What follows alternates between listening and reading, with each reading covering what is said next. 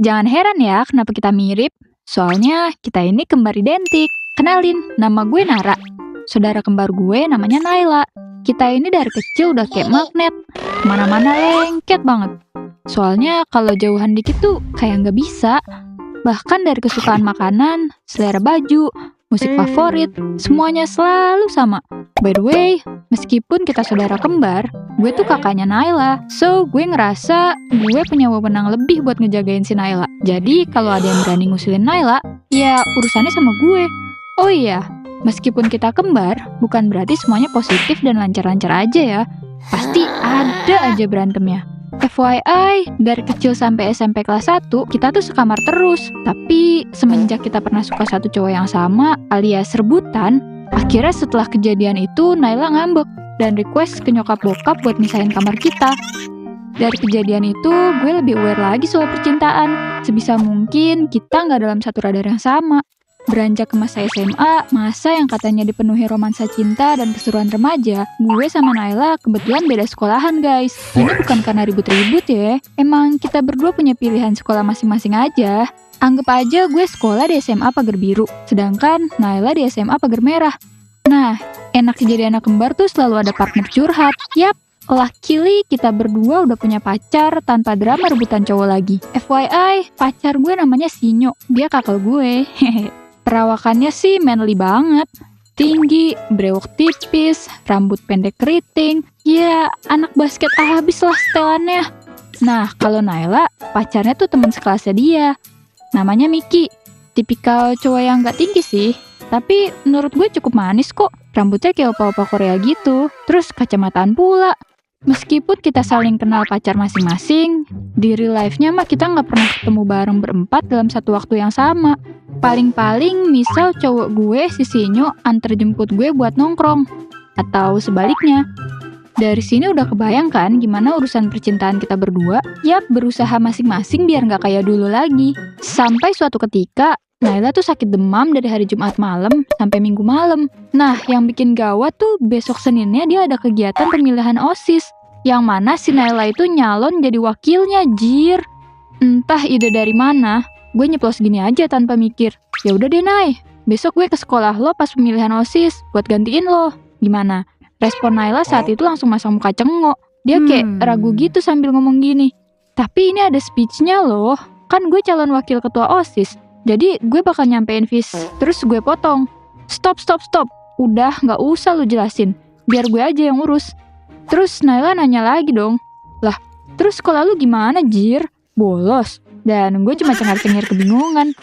Ya mau gak mau gue bolos sih. Ya hitung-hitung sesekali lah bolos sekolah sehari demi saudara kembar gue. Kan bukan masalah yang besar. Singkat cerita, pagi harinya gue pergi ke sekolah Naila. FYI, sebelumnya gue juga udah di-brief nih sama si Naila. Mulai dari harus ngomong apa aja, teman-teman kelasnya siapa aja, dan siapa aja nih gurunya, biar nggak ketahuan. Berhubung pemilihan OSISnya itu setelah jam istirahat kedua, mau nggak mau gue ngikutin pelajaran di kelasnya Naila. Ya sama aja sih, namanya juga masih sama-sama SMA kan. Bedanya tuh di suasananya. Beda banget deh pokoknya sama kelas gue, sekolah gue. Beda deh. Awalnya semua terlihat biasa-biasa aja, tapi kan cowoknya Naila alias si Miki sekelas. Dari tadi dia kayak ngeliatin gue dari atas sampai bawah. Gue berusaha jaga jarak karena takut penyamaran gue terungkap. Nah, pas jam istirahat pertama, gue sih milih ngehindarin keramaian ya, takut salah ngomong soalnya. Tanpa diduga-duga, si Miki tahu-tahu duduk di samping gue. Terus dia langsung nyeletuk, "Lu Nara kan, bukan Naila?" Gue auto diem 1000 bahasa untuk sesaat. Tapi tetap kalem dan jawab, "Dih, sama pacar sendiri aja masa gak kenal sih?" Terus si Miki ngomong sambil bisik-bisik kayak gini, "Udah deh, gue tuh tahu Naila dari parfumnya. Apalagi dia selalu pakai kacamata. Tenang aja, gue bakalan diem kok." Ya, akhirnya gue cuma ngangguk sambil senyum tipis aja deh. Singkat cerita, proses pemilihan ketua OSIS sama wakil ketua OSIS berjalan lancar. Speech gue juga oke kok. Sayangnya gue kalah tipis sama paslon lain. So, gue jelasin deh ke Naila. Iya. Dan respon dia fine-fine aja. Soalnya dia juga udah tahu kalau paslon lain tuh emang susah buat dikalahin. Nah, ini nih awal mula kerandoman terjadi. Tiba-tiba Miki follow IG gue. Ya gue bingung dong.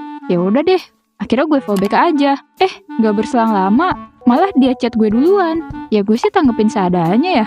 Soalnya gue gak ada apa-apa juga sama dia. Toh obrolannya cuma nanyain kenapa Naila gak masuk dan digantiin gue.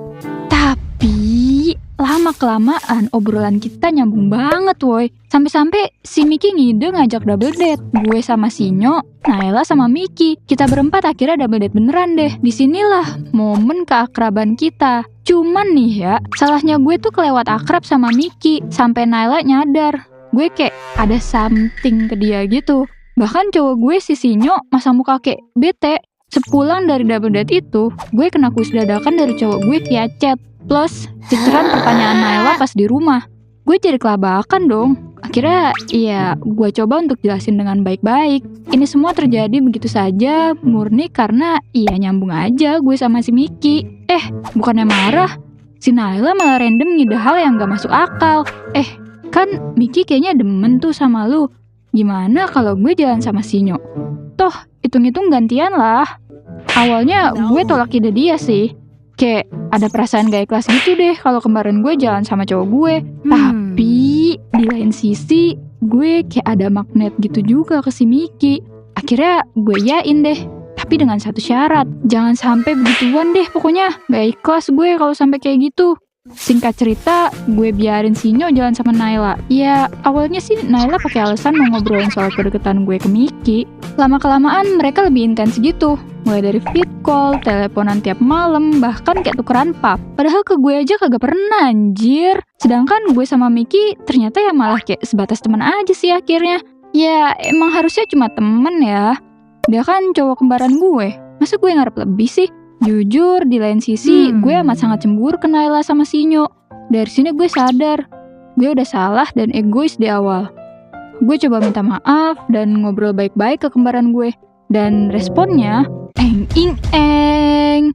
Dia sama Sinyo udah jadian woy. Dan Miki udah tahu, makanya dia kayak bingung juga. Dia juga gak mungkin milih gue ketimbang Naila. Karena ya, nyatanya kecocokan kita sebatas teman ngobrol yang nyambung aja. Sialnya, Sinyo gak minta maaf atau ngobrol ke gue. Naila apalagi, dia kayak pengen nunjukin ke gue kalau dia bisa ngelawan balik dan dapetin apa aja yang dia mau. Dalam 2 bulanan hubungan gue sama Naila, meskipun serumah, tapi hubungan gue sama dia jadi gak baik. Ngobrol seadanya doang, karena cuma buat formalitas pas ada ortu aja. Jalan bulan ketiga, Sinyo sama Naila akhirnya putus. Terus kembaran gue nangis segukan dan meluk gue sambil minta maaf. Ternyata ide tukeran pacar tuh emang ide yang gak bener dan malah ngerusak hubungan persaudaraan kita. Gue sama Naila udah sama-sama dewasa. Kita jauh lebih terbuka dan gak aneh-aneh ngide hal konyol yang jadi bumerang ke hidup kita lagi. Sungguh kisah yang meremukkan hati. Tapi jangan risau, karena masih banyak ikan di lautan ini. Jika kalian suka dengan kisah ini, jangan lupa klik like, komen, dan subscribe channel Gua Punya Cerita. Ciao!